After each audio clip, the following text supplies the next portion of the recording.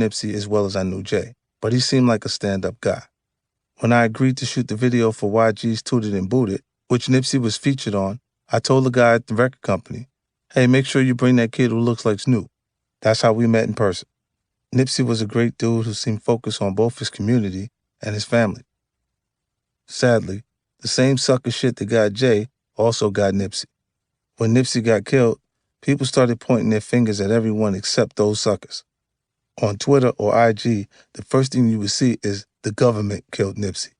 The logic was Nipsey had been working on a documentary about Dr. Sebi, the famed Honduran herbalist who some people felt had been jailed and later killed because of his controversial views on Western medicine. Dr. Sebi's teachings were a threat to the pharmaceutical industry, so Nipsey had to be killed before he could help spread them to the world. To hear other people tell it, Nipsey was a threat to the government because he was teaching the hood about financial empowerment and social justice. If too many poor young people became enlightened because of Nipsey's work, it would threaten the status quo in Los Angeles. So he had to go for that. There's no doubt Nipsey was doing great work in his hood, especially with Vector 90, a co-working space and STEM training center that taught tech skills. And though I don't have any strong feelings on Dr. Sebi's teachings, I wouldn't be shocked if there were some elements in the pharmaceutical field who wanted to keep that work under wraps.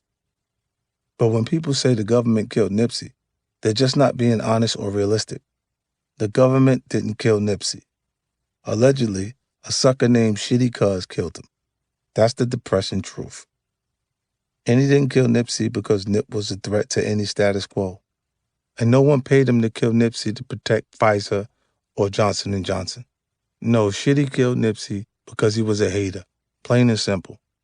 He was a snitch, and when Nipsey called him on it, Shitty reacted with violence. He couldn't stand that someone as successful and beloved as Nipsey didn't want someone as unsuccessful and untrustworthy as Shitty around. The crab in the barrel mentality is what killed Nipsey, just like it killed Jay and so many other successful black folks that stayed in their communities after they found success. That's why, when I started making legitimate money, I left the hood and never looked back.